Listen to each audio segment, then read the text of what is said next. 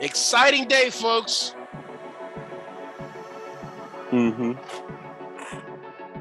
NBA time. Let's go.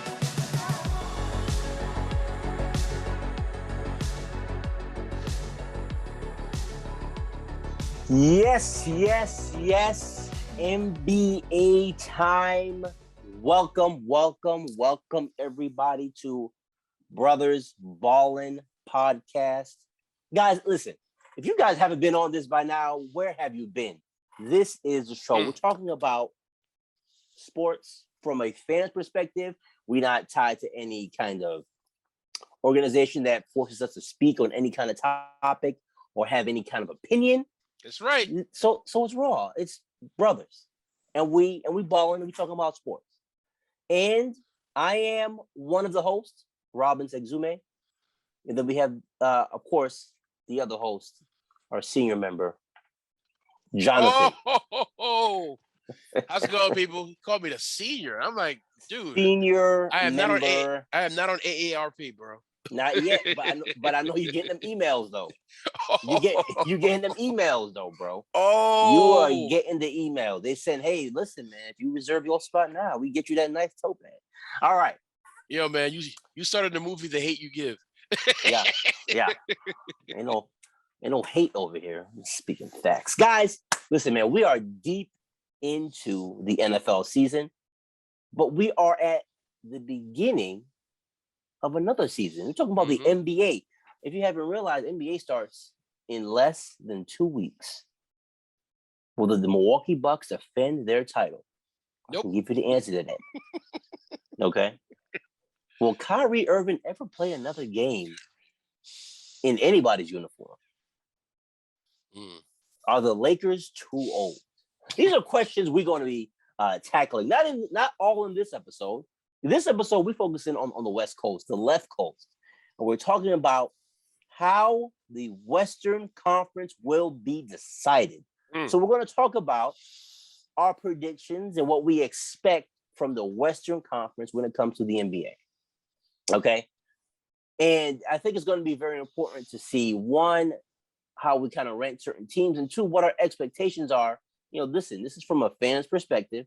We're not interviewing these guys. We just what we see, some trends that we've seen in the past, and of course, just kind of projecting certain players' performance and seeing how that works out, certain mixes and how certain teams are going to perform in the 2021-22 season. Another COVID-affected season, but another season nonetheless. And we're excited because this is going to be a lot of fun. So we're going to get started real quick, okay? And John, I'm gonna ask you real quick, John. Hit me with your 5 best teams in the Western Conference. You don't have to say, oh, this is one. Just give me your 5 best squads. You don't even have to put them in order. Okay. Give me the 5 squads you think are the best squads in the Western Conference. All right. So my 5 best squads in the West. I don't know why you sounded like you just ate tobacco, not chewed it. All right. Ate tobacco. So number 1 I got is the Denver Nuggets. Okay. I love their squad. Jamal Murray's coming back. They have a 3-headed monster. I'm not gonna lie, they gave Michael Porter Jr. a lot of money. But I love his game. I think he'll improve. But I got the Denver Nuggets. I have the Western Conference final guys, the Phoenix Suns, in the mix. Okay. They got Booker, they got Chris Paul, they got pieces. And so I have them as a top 5 team in the West. I have the Los Angeles Lakers there as well. Despite, I think, you'll be surprised as to, and as we talk more about them, I don't have them actually being number 1 or number 2. I have them being between 3 and 4 in the West. Okay. I can see that. And then I have, believe it or not, a team that didn't make the playoffs last year that I expect to be in the playoffs this year, and up there is them Warriors. Them Golden State Warriors. Listen, They got a bench. Clay is coming back. Listen, I do not believe Klay Thompson will be the player that he was, but he is. But the one thing that Clay can do, that we all know, is he can shoot that rock. And so I expect him. And listen, they have guys like Jordan Poole. I love Jordan Poole. I love his progression in his game. I got the Warriors. And then I'm not going to disrespect. Well, I kind of have a 5A and a 5B, but I'll go with my gut. And I'll say Utah. And then if I was allowed to have a 5B, it would be Dallas. Oh, wow. Okay. Yeah. All right. Yeah. Okay. I mean, I would say the same thing. Like in terms of the teams at top of the West, I don't think it's going to be a lot of surprise. I had the Lakers. Lakers are ultra talented. However, they're ultra aged, if you want to use that term. They're old.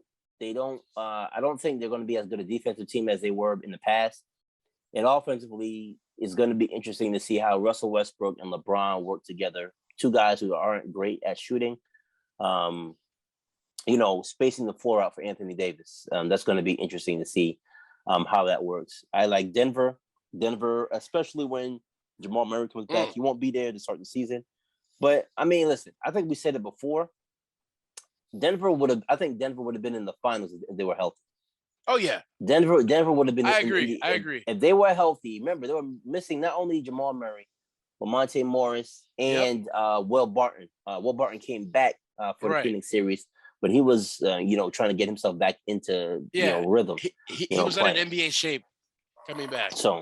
So I think if they're healthy, that squad can win the champ. I'm not saying win it because I don't know who's banging with anybody in the East. We'll talk about that next week.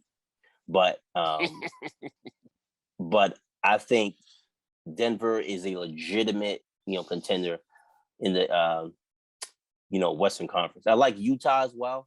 Utah did a good job getting Rudy Gay. It allows them, I think, to play more 5 out. It also helps them defensively. I think bringing all their key players back was important as well. They did lose Derek Favors, but in the NBA, that's fine. Yeah, but in the NBA, if you lose like a guy of that caliber or a guy of that size, like you can survive that if you can replace him with somebody who's more mobile and more able to hit from the outside, trying to stretch the defense out. In terms of other teams, I like Phoenix. I don't think Phoenix is going to be as good as they were last year. They're a good squad. Chris Paul is going to get older. Chris Paul is not the same, won't be the same dude. You saw towards the end of last year, especially in the finals, Chris Paul was struggling with Drew Holiday. So I think Phoenix. So Phoenix, the Jazz, the Nuggets, the Lakers, and then for me, it's not a 5A and 5B. Like we all know, if Kawhi was here, Kawhi and the Clippers would be in the top 5. But Kawhi's not. Kawhi's not playing. He may miss the whole season, correct? Isn't that potentially. He may. I think he'll probably come back later on in the year. Well, but we all know he likes to extend his. Yeah. I mean, he may sit out this whole year collecting $35, $40 million this year to sit. Yeah. He's not rushing back. We'll put it that way. So, but I do like Dallas. I think Luka is an exceptional. I mean, like, say what you want. He's an exceptional player. All right, Rob, I have a question for you. Would you say Luka Doncic is a top 5 talent in the NBA right now? Top 5 NBA player. Okay, so if you do a quick top 5, I got James Harden's top 5. I got Kevin Durant. I got Stephen Curry. I think LeBron. I think LeBron is top 5. So if you agree with all those guys, Steph, KD, Harden, LeBron, so then the decision goes: is he better than Joel Embiid? Is he better than the Joker? Boy, you didn't even name Giannis. My bad. Well, that you didn't even name Giannis. Like that MVP. That pretty much ends it then, don't it? Because I don't think Doncic is better than any of them guys. Right, but I can make the argument that right now, at LeBron's age, right now, I Yeah, he's think better than that Doncic. All right, but 1-on-1, remember like Doncic can give you points, rebounds, like as weird. Rob, could you imagine if Doncic actually had a physique? He's averaging almost 38 and 8 with a beer body. Okay, let's be honest. Like there's like no Yeah. muscle tone on the guy. He's averaging Nah, but I'm 38 saying- and 8. Okay. He is crafty with his game. No. Time out though. I'm saying though. Giannis. You talking about Giannis? Talking about KD? You're talking about Stephen Curry. So those players, you know, Giannis, KD, are able to take a game and like just dominate it Right. from start to finish. And so can Doncic. No. And see, but that's the thing. They can go and they can get other guys off. Allow guys to go off. Allow guys to really so benefit. Can Doncic. He can do that But he too. doesn't do that. He doesn't do that though. Rob, you mean to tell me that his game did not elevate Tim Hardaway Jr.'s game? Like His how game he plays. It helped Tim Hardaway Jr., but not to the extent where there was somebody that you can say, oh man, this guy is going to be able to run with him because of Doncic is raising his level, his gameplay to just a whole other level. Let's just be fair and say, does Doncic even have the talent of what the other guys that we mentioned have? Like what Steph has on his team, what LeBron has on his team, what KD has on his team. I don't think Doncic has. You mean to tell me if we're seeing what Doncic can do as a solo act? Could you imagine if he had a number two? Like but I everybody, think that he could have a number two if he let KP play some more. I'm saying, is KP Rob, done? Listen, listen. As much as I loved Kristaps Porzingis when he got drafted, I just don't think Kristaps Porzingis is that guy. I think the Knicks. He's not. No, I think the Knicks not a number one. I think the Knicks realized. I think the Knicks realized that he is a talented player, but availability is a problem, and that has stunted what he could become. And I think that's why initially I was very upset when we moved from him, because I was like, we finally draft somebody that is actually great. But as I look at it, years removed, I'm like, well, maybe that was a good decision. Like they saw something and they were like, this guy he's not available because he gets hurt all the time. And that is stunting his potential. So, like, come on. Like, I really want to see Doncic with a caliber two. Like everybody else that we're naming, we can say they have a caliber two. Giannis has Middleton. Mm-hmm. LeBron has AD. KD has Harden, or Harden has KD. You know, they have a viable number two. He's the only guy that does not. I would say this. In the top five, if he were to usurp anybody, it would be James Harden. Because their games are very similar. Okay. He would usurp Harden before he would usurp LeBron, because LeBron gives you the size component and the ability to defend. Not that he defends at an elite level anymore, but the ability to defend. Okay, he gives you that ability to defend that those two guys don't. So that's why LeBron is going to constantly be in that top five. But no, Luka Doncic is not a top five. He's the top 10. Okay. You know, that second five, you got Embiid. You know, you got Doncic. And then you can sprinkle in the guys that you want if you like Dame. I'm sorry, like we just disrespect Dame. Like no, man. Dame is great, but let's be honest, man.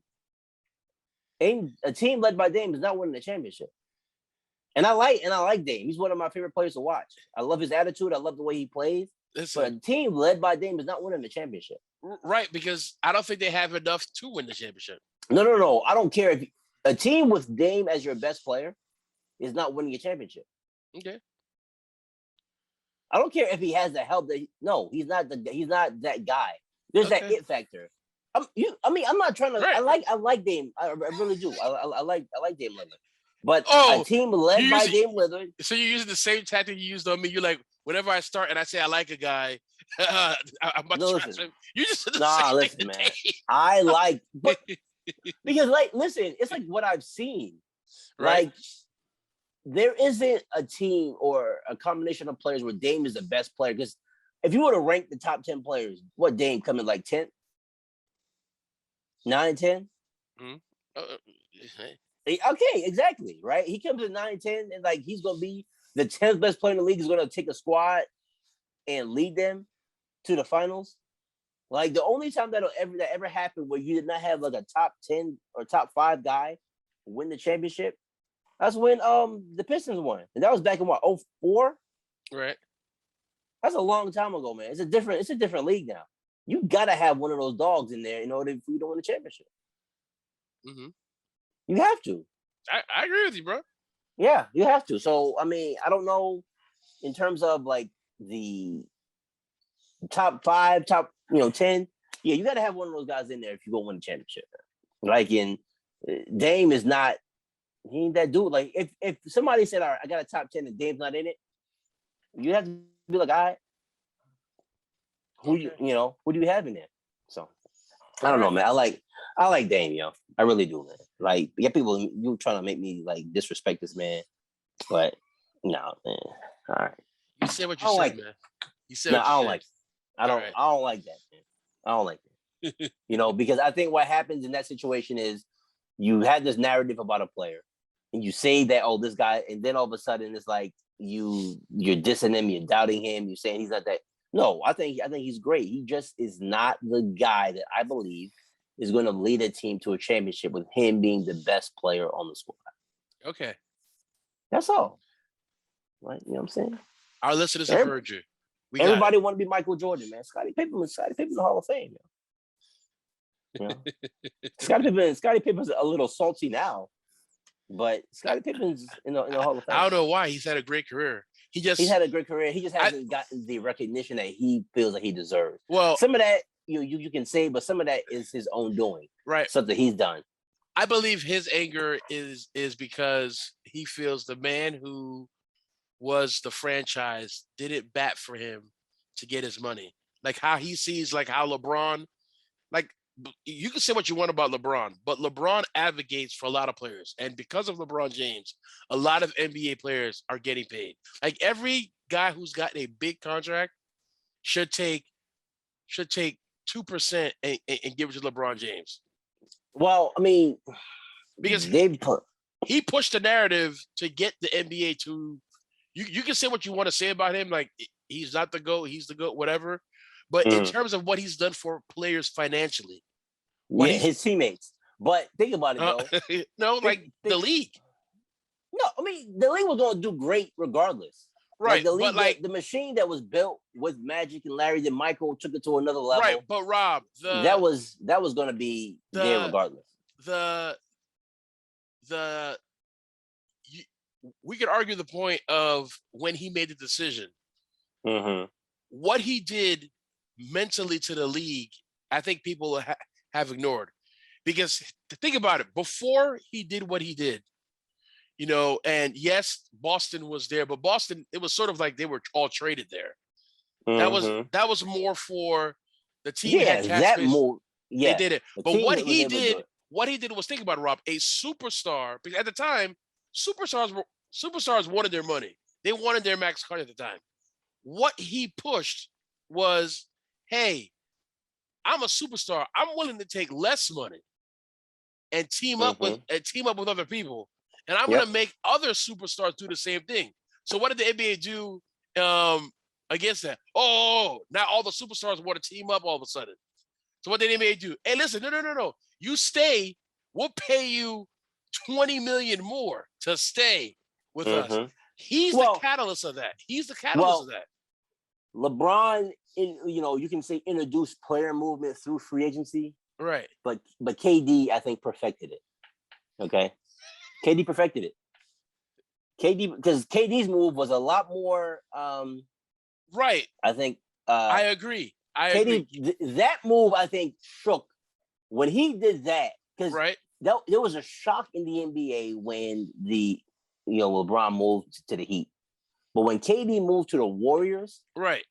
that will forever. That's like it's almost like a BCAD kind of situation, especially from a fan's perspective. You understood that was the first time everybody entered the season talking about, is it even worth playing the season? Right. Because the team was so good. Like I agree. even with the Heat, they really struggled. They didn't even win the title that first year. Remember that they didn't win the title. Right. And they were able. But they to made win two of the. But they made the finals. Yeah, but you knew they were after they had a 4-year run. Yeah, because think about it. Cleveland was the next team up.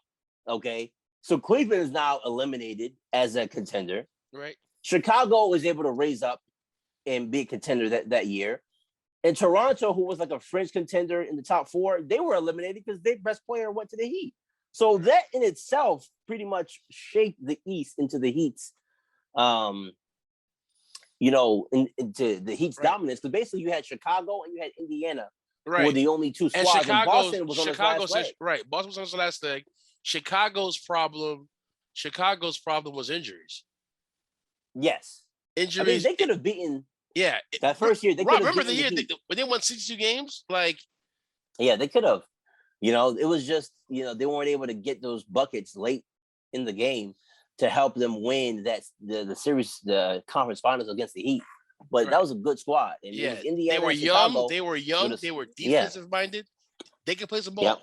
Yeah, but they just got hurt and things didn't work out. So I think right now this, first couple of minutes of our podcast is working out. So we're going to take this opportunity to kind of go ahead and transition to another topic. But before we do that, before we go to this next topic in our Western Conference preview, we're going to take a little break. Oh, all right. Take a break. We're going to take a little break. All right. Take a little cat nap. All right. Be right back. All right, man. We're back. So we're talking about the Western Conference. This is the NBA Western Conference preview. And one of the topics we wanted to touch on are playoff teams. Okay. Now, remember, they're doing the play-in tournament again this year. So if you guys are not aware on how the playoff tournament or the play-in tournament works, the top 6 teams in each conference automatically make the playoffs. Okay. So they are seeded 1 through 6. Now, for those last 2 playoff spots, there's going to be 4 teams competing for those last 2 spots. So you'll have teams ranked 7, 8, 9, and 10 competing in like a play-in tournament in order for them to advance to the postseason.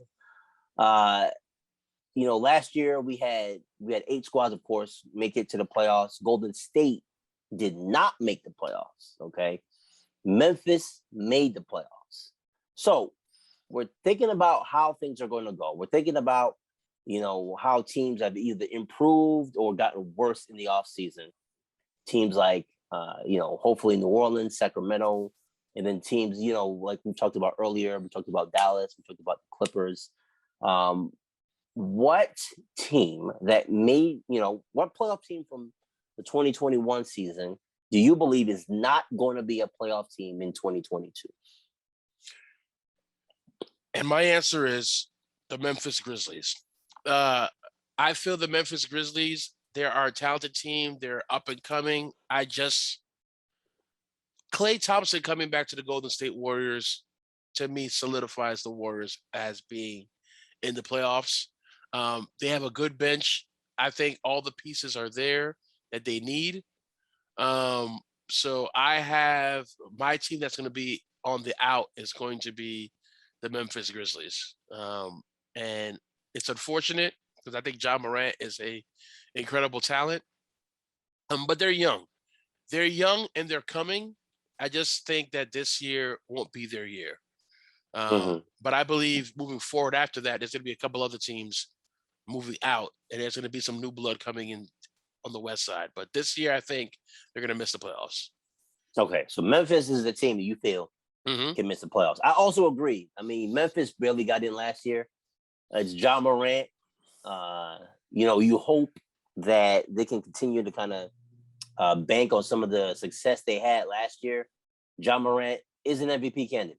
Okay, definitely. He got to work on his threes, though. He got to work on his threes. He has to work on his threes, as John gives everybody a view of his. Sorry, he has to. I didn't realize. I totally forgot. So he got to work on his threes and his perimeter game. I didn't see anything, did you? Oh, good. Yeah, we saw too much.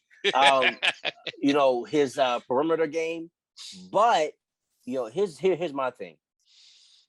Memphis, I can see. It's understandable to me that if Memphis doesn't make the playoffs, because they're a young team and they're still kind of getting themselves together. You got John Morant.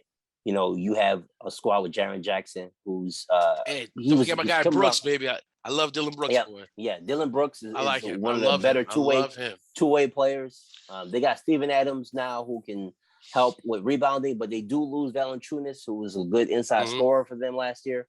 So it's going to be interesting to see kind of how they work. And I can see, okay, man, they make the play-in tournament, but you don't make the playoffs. Right. Mm-hmm. Here's a squad I'm telling you that may not make the playoffs next year. Uh-oh. Okay. I kind of know where you're going. No, you don't. I do. Who do you think I'm talking about? I think you're talking about Portland. No.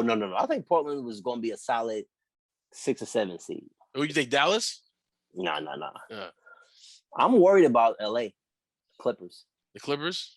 I'm worried about LA Clippers. And it has a lot to do with Kawhi being out.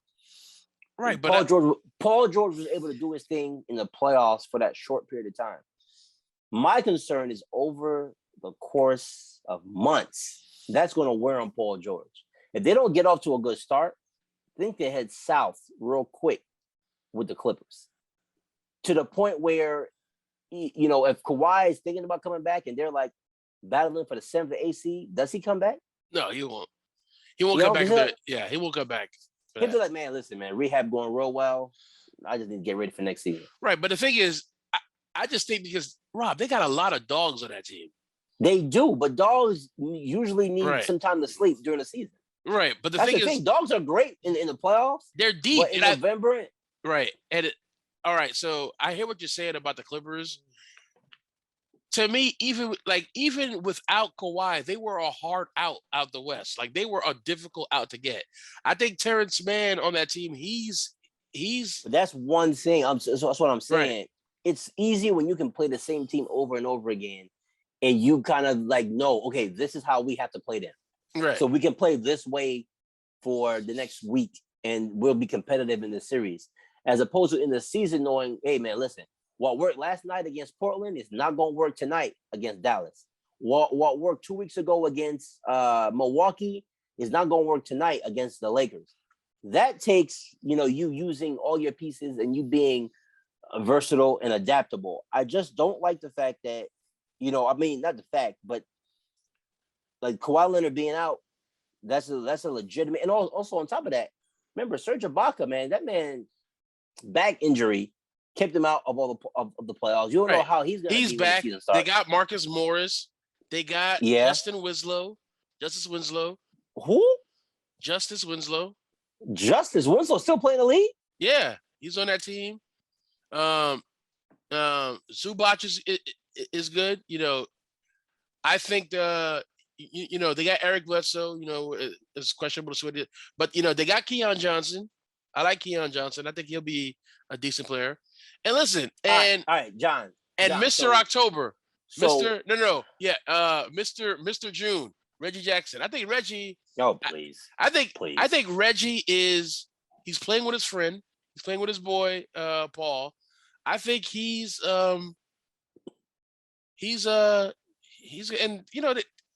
got shooters. They got Luke Kennard. They got shooters. Okay. All right. So let me ask you a question. Take Paul George off the squad for a second. Okay. Right. Because Paul George gonna miss some games. Okay. Take Paul George out. Mm-hmm. Give me, without Paul George, give me 3 teams. Give me 4 teams in the Western Conference that the Clippers can beat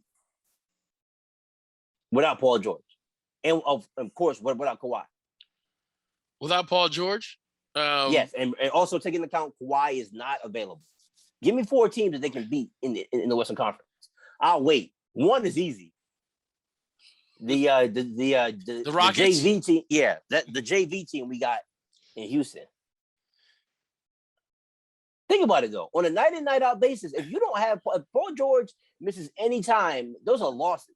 Rob, but the thing is, Paul George is not nursing any injuries. He's not, but he's had a history of soft tissue injuries. Right, but and he's last year he was fine. Yeah, but for the most part. When you're talking about carrying a team for a stretch, we're talking about top 10 players. At no point when we're naming our top 5 or even expanding it out to a top 10 did anybody mention Paul George. Well, Rob, that's fine. Paul George, Rob, they have guys. The thing with the Clippers that I think you may be overlooking is that the Clippers have guys that can contribute. They have a lot of guys on the team. They got a lot of guys that can, in terms of their role players, they might have the best group of role players in the league. They got guys that can contribute. They got guys on any given night that can drop and give you 20. On any given night, any of their role players can drop and give you 20. Is that not true?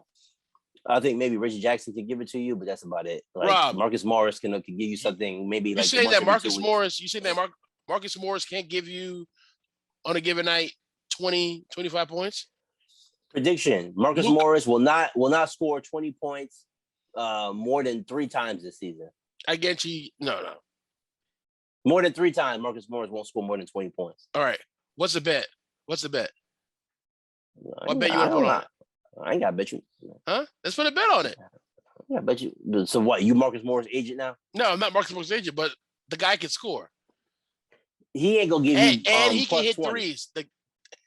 The key thing is they got 3-point shooting. They got 3-point shooting. Listen, I like Paul George a lot, but that's a 2. He's a 2. Okay. And sometimes if the 1 is down, he's a 2 that can give you 28, 7, and 6. He's an exceptional. He's an exceptional player. Okay. But my thing is, over the course of the season, I don't know. I'll be happy with 27, 7, and 6 from a 2. I'll be happy with that. And I'm pretty sure I can get 10, 12, 13 from a bunch of other guys on the squad. Okay. I mean, but I would say if things go left early on, watch out for the Clippers. Okay. Watch out for the Clippers. I think defensively they're gonna be in the top 3 defensive teams in the league. They're going to be good. Listen, they got a lot of guys that can play defense. They need to win. They need to win because I think they start the year against Golden State, and Golden State's going to have to figure themselves out early because Clay is not going to be there early on. Right. So Golden State may take some lumps early on in the season. Listen, but that's a Jordan Poole. Jordan Poole is showing you, boy. Listen. Yeah, but Jordan he can score. He can score. He can score. Yes, but it's Steph and who else? He still got Wiggins. All right. I ain't gonna say nobody. They got guys that can put. I'm just happy. They have guys that can. I'm just happy Andrew Wiggins got the shot. Yeah. Listen, they got guys that can put points in the basket. Okay. They got guys. Ain't nothing like your 4th or 5th best player talking about I ain't gonna be available. I want to take a shot. Anyway, so I'm just saying, squad. The Clippers, man. The Clippers falling out. I think you're underestimating. I would say I'd be quicker to say Portland than the Clippers. Yes, I can see that, but I think Portland did a lot of good things, for their front court because their back court is good. CJ McCollum, if you can probably, I like CJ McCollum, but I don't know if he's like a 2. He's a 2A. 3. If he's a 3 on your squad, your squad is a championship material, I think. But in Portland, he's a 2. I love his game, and that's kind of goes to show you a guy who didn't go to a major school, came in with an NBA game already. He came in with the NBA game because he stayed 4 years, and he crafted his game, and I think has maximized his ability as a professional. Right. I think he needs to move on from Portland now. Yeah, because the thing is, I think what they're asking him to do is be like a 2. When you have a 1 that's the same size, it's very difficult. Unless those guys are like 6'7", 6'8", and you can play them in multiple positions. it's kind of hard, man, when you got 6'3" guys, trying to make a way in the league like that. So I wanted the Knicks to make a move for him because I think he'd be great in New but York. you guys don't have anybody to trade. Who are you trading for CJ McCollum? This guy. Exactly. We'll talk about next year. We'll talk about next week. We'll talk about how the New York Knicks. They're looking good, boy. They're looking good, boy. Looking good. Okay. All right, yeah. Got some good rookies that can shoot. All right. Okay. Got some shooters. All right. So you said Memphis is going to be out. Yep. Is potentially going to be out of the playoffs. No. They will be out. It's not potential. Okay. They will be out. They're going to be out. So the squad that you putting in their stead are the Golden State Warriors, right? Of course. Definitely. Okay. Is there anybody else outside of Golden State that you feel can make a run for the postseason? Any team outside of Golden State? Nope. Okay. Not in the West. All right. So in the West, I'm gonna tell you this: there's 15 teams in the Western Conference, right? I'm already eliminating 2 of them from playoff contention before the season starts. Houston and San Antonio have no shot at making the playoffs. Okay. Houston and San Antonio have no shot at making the playoffs, and Sacramento is kind of borderline on that edge too. As a team that has no shot of making the playoffs. Okay, Sacramento, Sacramento, San Antonio, Houston. Those teams are, Sacramento. I don't know what they do. They always miss the playoffs. They haven't made it since Chris Webber played with them. I don't know. They have not drafted well. They don't draft well. I like Davion Mitchell though from Baylor. Oh yeah, I like him. I think they have to. I think they have to move DeAndre to get the potential. Yeah, you got 3 point guards. You got Halliburton. Halliburton is a good point guard. No, Halliburton can play the 2. He's tall enough and he's long enough to play the 2. But I think they should move him to the yeah. Listen, to the 1. You can get a wing for De'Aaron Fox, I'll do it. Yeah. Because I think Davion Mitchell is going to be a starting point guard in this league for a long time. Yep. Davion Mitchell is going to be a starting point guard in this league for a long time. I'm telling you, I call him Drew Holiday. He is. He's Drew Holiday. I call the man Drew Holiday, man. That guy can play. There's a lot of, you talked about dogs earlier. There's a lot of dog in Davion Mitchell, but Sacramento is just not going to work for them this year. So, so Sacramento's out.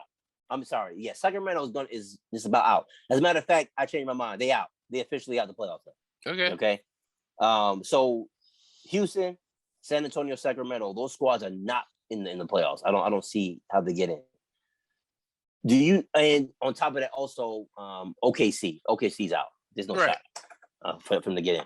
So everybody else that leaves, the 8 teams, of course, but New Orleans, Minnesota. Minnesota's out. See, I want to say that too, but I'm thinking, man, you got D'Angelo Russell, Anthony Edwards, and Karl Anthony Towns. Y'all can't fight for AC? Listen, Rob, here's the thing. I don't understand that, man. Either I got them out. Coach, or, I got them out. And you're probably right. You're probably right that they're not gonna make the playoffs. But I mean, D'Angelo Russell is on a scale of 1 to 10, 10 being your best players. Would you say D'Angelo Russell is like a 6? A 6 or a 7? 7 tops?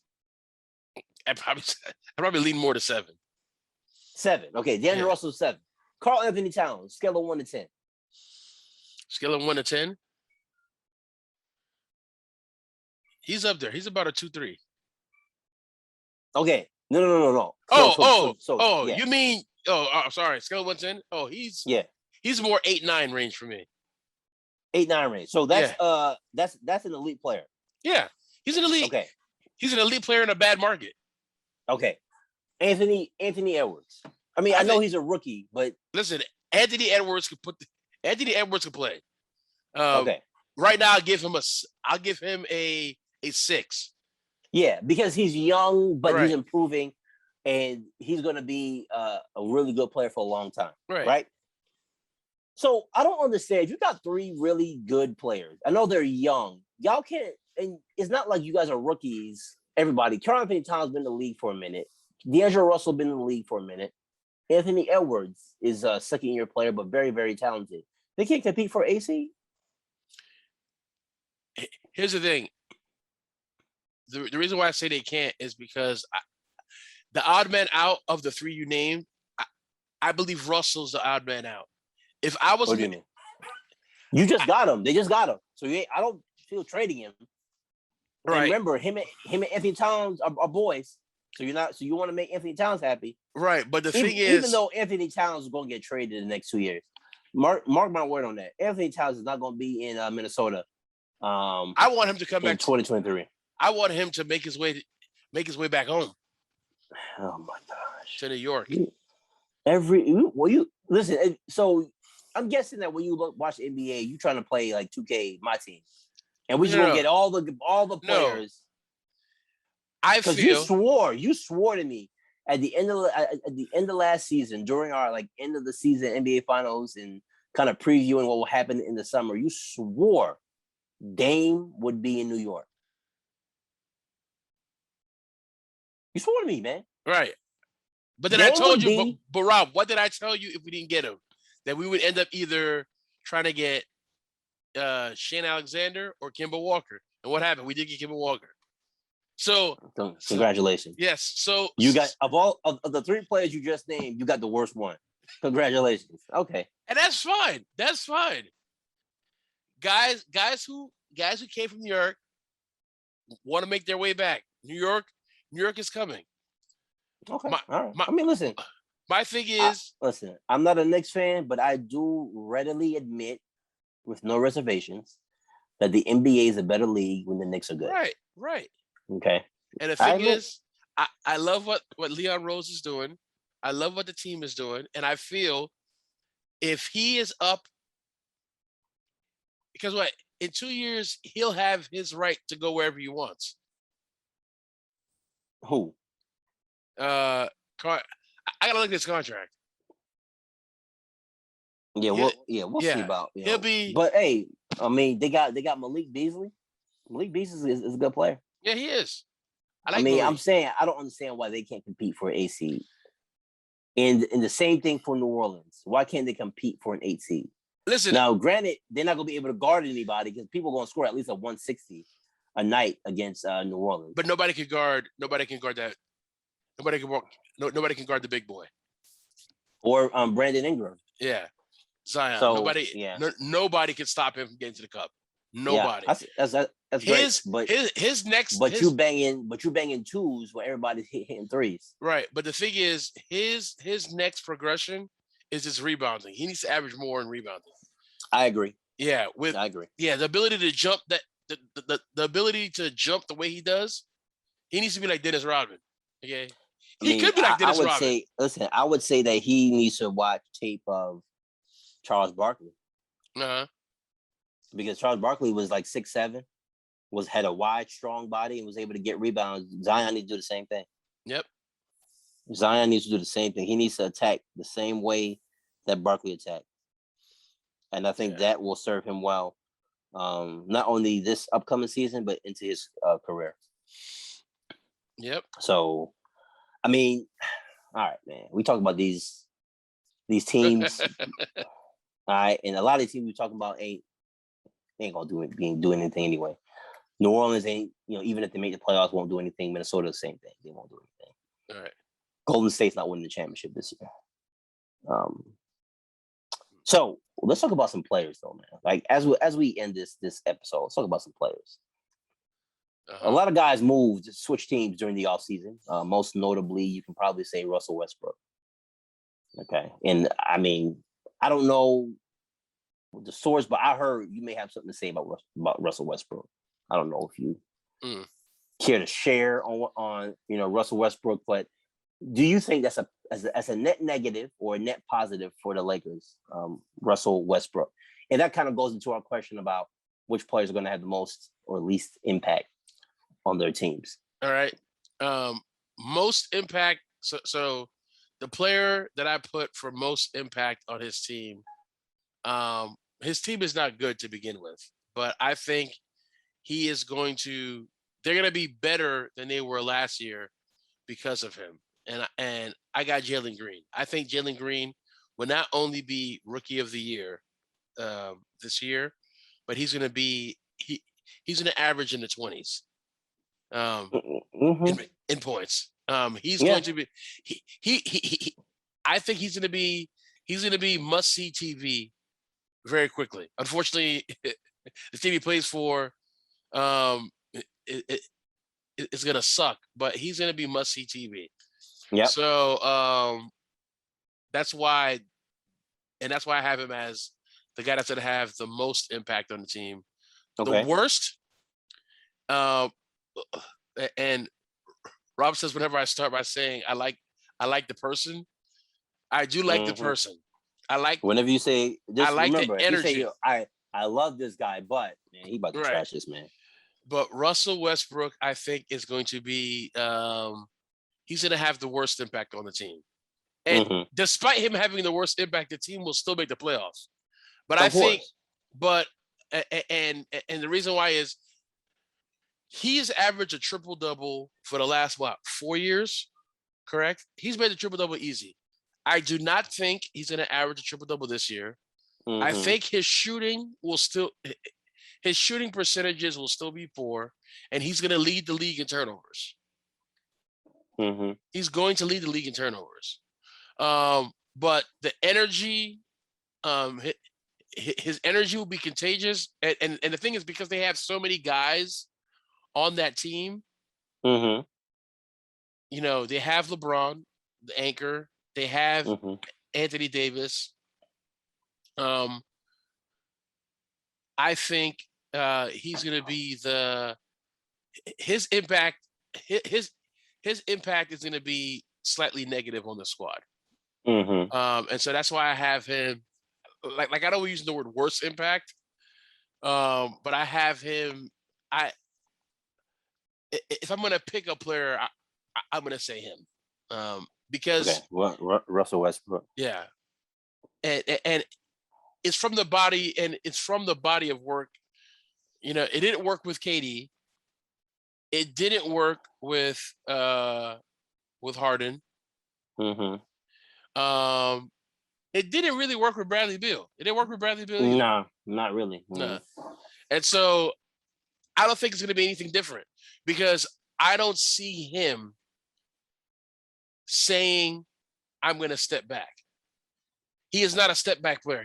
He's not a player that looks at his game and says, I need to take a step back for the betterment of the team. And that's not, I think that's not who he is. Yeah. And that's not who he is. And so because of that, even if LeBron says something, that ain't gonna be how it is. LeBron can say what he wants. Russell Westbrook plays the game as if he's the best player on the floor. And on many nights he has been. Right. But that hasn't been the case in the last 3 or 4 years. Right. But the thing is, that attitude.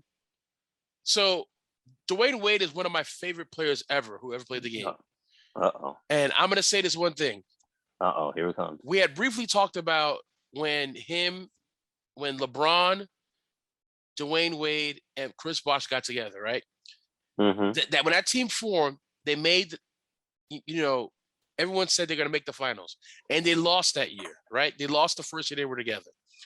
Yep. To Vegas and to a lot of people, that was a major disappointment. Right? Yep. But what did Dwayne Wade do that summer?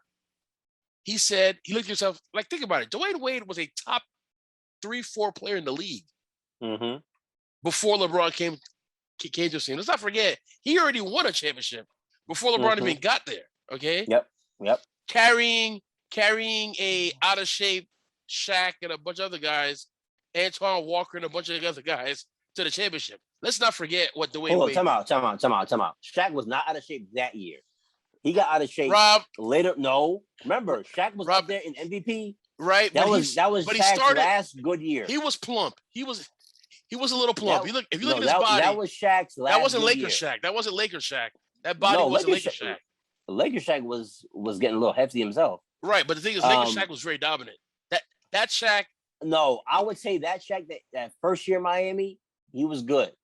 After that, he got that ring, and he said he just wanted to win. He just wanted to win a ring without Kobe, and he was satisfied. He ain't. And after that, Kobe won 2 without him. Exactly. Because Kobe was younger. Right. Kobe was younger, so Kobe had enough in his in the tank to go out and earn those two. Now remember, the second one he got, you know, boy, that was nip and tuck. That was nip and tuck the whole way. But he got it, right? If Kendrick Perkins doesn't get injured, I don't know if they win that one. Well, we can argue that. We can. Yeah. We can. All right. But what did Dwayne Wade do that summer? He came back and said, I'm going to take a step back. Yeah. But that's not Russell Westbrook's mentality. Exactly. Like, let's think about it. You talk about a top 5 player in the NBA who gets another top 5 player on his team, says, oh, I'm the guy who built this city. I built this team. Yeah, I'm going to take a step back. I'm going to take a step back. At that point, everybody was of the belief that LeBron was either, 1A best player in the league. Because by that point, Kobe Bryant was no longer Kobe Bryant. Okay. So it was easy for the Heat to go ahead and say, all right, we pretty much taken out the Eastern Conference, because everybody that was left was Boston and Chicago, and Indiana was like a fringe contender. They got better as the year came on. But, Boston, that was it. Like, it was Boston who was on their last leg. It was Chicago and it was Indiana. Okay. Like, that's all that was left in terms of the Eastern Conference. So once you realize in the West, who was the best team? Like, Dallas won, but we knew that wasn't a dynasty, right? Right. But they were on their last leg. You had San Antonio. San Antonio was a train that San Antonio, yes. San Antonio was still there, and it was OKC. Because you had KD, James Harden, and Westbrook. So, and look, I mean, if you look what happened, the next year after they lost to Dallas, who they end up playing? They played OKC. Right. Because OKC, there was like a gap. Like, the Lakers had fallen off. San Antonio was just, they needed more athleticism.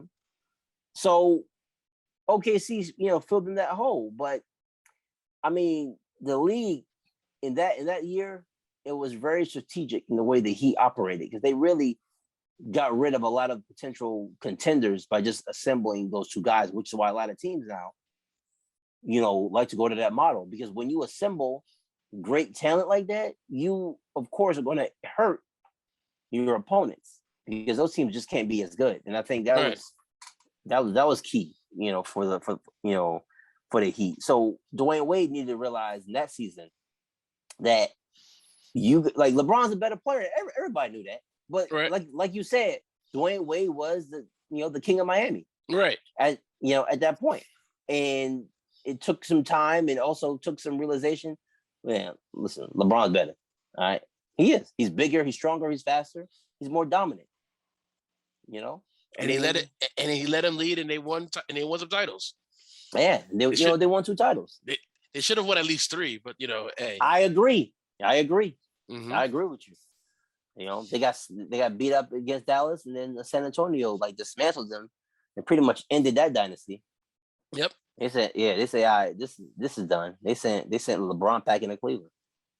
Yeah, but we say all that to say, who's your worst? The worst impact is likely going to be, Russell Westbrook, because at the end of the day, I don't see the fit. I'm trying to think of anybody else that's going to have the kind of impact that Westbrook has, and you can't really see any other player that is going to have the impact to even be mentioned in that space. And you're talking about guys who have the best impact. I focus on free agency. I think Rudy Gay is going to help Utah. I do play smaller, so where all the pressure is not on Rudy Gobert, and I think they can play and end up play lineups where Rudy Gay is playing a small ball 5. It makes them versatile on both ends of the floor. They can switch, which is really what you want to do if you're not a great defensive team. Be able to switch. Like, a lot of teams, that's what they go to in order to keep teams from just having a layup line, to the basket, is be able to switch. Rudy Gay lets him do that, and he also gives you range on the offensive end. You're not going to ask him to play 30 minutes a night. It gives you just more versatility with your offense. Right. And your defense, I think. And I think it allows standpoint. it allows in spurts for Donovan to get some breaks. Yep. And I'm telling Yeah.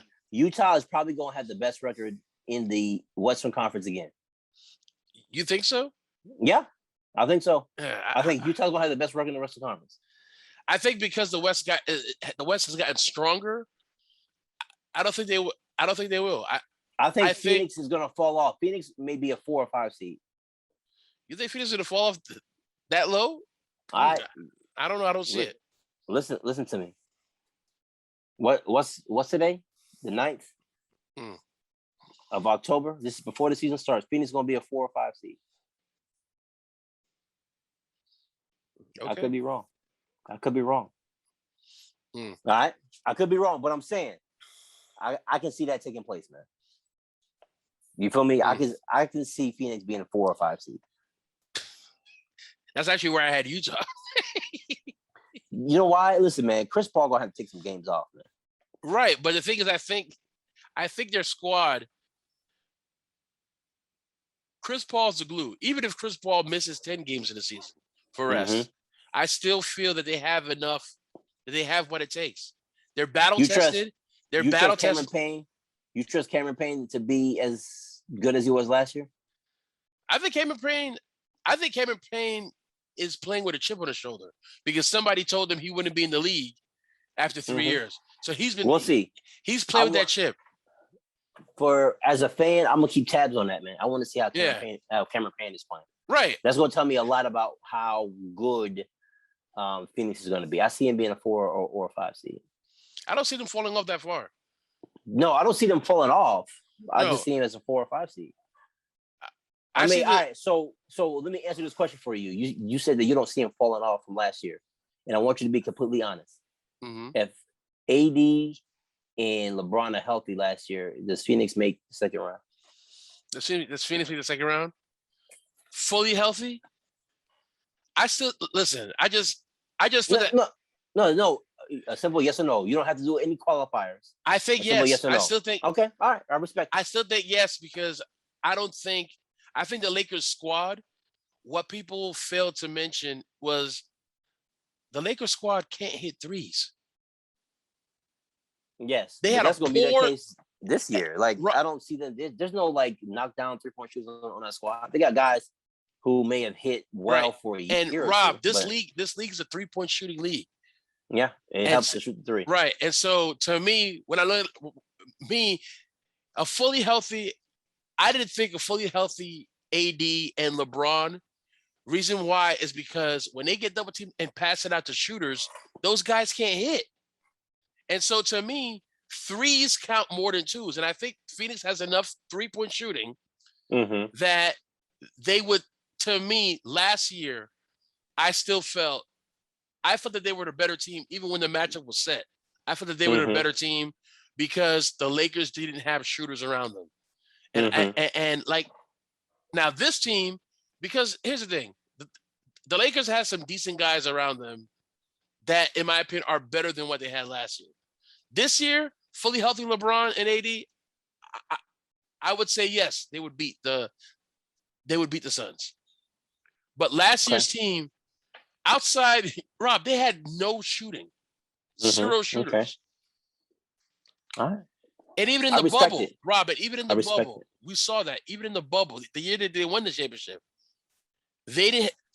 So, Rob, you mean to tell me if, let's hypothetically say, the Milwaukee Bucks mentally got it together and went to the finals that year against the Lakers, you think the Lakers would have won? I think the Bucks could have beat them. Yeah, exactly. we both think the Bucks would beat. Yeah, but it was just I don't know. They were just. I think they were, like you said, they were mentally like not there. Right. They were mentally not there. And Miami was. And Miami was tough because we saw exactly what happened the following year. The following year, what should have happened in the bubble happened the following year. Like the Bucks, like Rob, the Bucks that year, Giannis could have been a 2-time NBA champion. Right? Because listen, that mental breakdown, when I look at that, to me, Milwaukee was far better than any team in the East. Okay. Yeah. In Last my opinion, they were far better than any, that year they were. Yeah, than any NBA team, than any Eastern team in the East. They should have made the finals. And I felt that if they made the finals, LeBron was not getting that ring. Because to me, Giannis can neutralize, I think, defensively either of them. And I don't think any of them, like AD can play some defense, but AD would have his work cut out trying to stop Giannis from getting to the cup. Like, I think Giannis is just that dominant, and he's changed his game over the years. He's improved in areas of his game where that whole build the wall thing is not going to work anymore. You got to come with a different strategy. Mm-hmm. Well, to a certain extent, like right. he's not gonna be banging from three like that. But no, he's not banging. But the thing is, Rob, that guy comes with a full head of steam to the cup. And so the thing is, before it was the wall, and I think because of what Holiday can do with the basket, being able to put him off the block so that he has that energy. So, it's harder for the wall to form when he's off the block than when he had Bledsoe, when he sat in the block and the wall was like, build the wall now. And like he gets the ball in it and he has to he gets that full head of steam. That wall ain't got nothing. That wall's not stopping him because he'll just Euro step around the wall and get in. When he has to post it and turn around and try to make a play, it ain't gonna work. If you build the right hand, he's not Euro stepping around any wall. But I think that was a good conversation on the Western Conference. I think really relayed. It's going to be about the Lakers and potentially Denver and Phoenix for you. I think Lakers, Denver, Utah for me as some teams that are going to be teams that needs to be dealt with during the regular season and potentially into the playoffs. But I want to know what you guys think. You guys agree with me that Rudy Gay's going to help Utah become more defensively and offensively versatile and help them probably make the conference finals? You agree with John's assessment that Russell Westbrook is just so self-centered as a player that he's not going to help the Lakers or have a negative impact on the Lakers, or that Golden State is going to be back in the playoffs? Tell us what you think, man. We want to know what you think because it helps us shape the topics that we talk about on this show.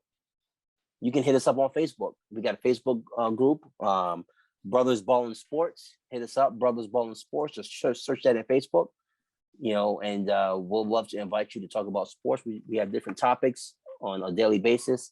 We do NFL picks. We talk about NBA, NFL. We talk about all the sports, even current events that are happening in the sporting world. You can also hit us up on Instagram. Hit us up, at Brothers Ballin Podcast. Let us know what you think. Let us know what's working for you, what's not working for you. Let us know. We also put NFL picks up on Instagram. Let us know if you think we're right. Share with us, interact with us. Also, you can hit us up on email as well as bloodbrothersballin@gmail.com. That is bloodbrothersballin. That is ballin without the G. At gmail.com. And then hit us up. We got merch, blackandwhite.com. It's supposed to be black and white. We just want to be funny with it. So John likes to, play with it. Black and white, BLKNWHTE.com. We have some merch on the site as well. So listen, man, 2021, 2022 NBA season is going to be a crazy season. We're excited for it. I know you guys are excited for it as well. Next week, we're going to hit you with the Eastern Conference. We talked about the West Coast. In this episode, we'll hit you up with the Eastern Conference preview. Okay? John, any parting words? Any parting words? I can't wait till next week because next week is my favorite. My favorite conference because my boys, NY, run New York City. You guys see it. Run New York City. NY. I'm gonna wear. We're gonna talk about that. I need to wear my Brooklyn You know what? Nets. I might even bring a throwback. I might even wear my Carmelo Anthony New York Knicks jersey. I still got that jersey. I'm gonna keep that jersey forever. Yeah, keep it in the closet, bro. Anyway, we thank you for being a brother and a sister. And a sister. Yes, take care. Peace out. We'll see y'all next week. Peace. We love you. We love you.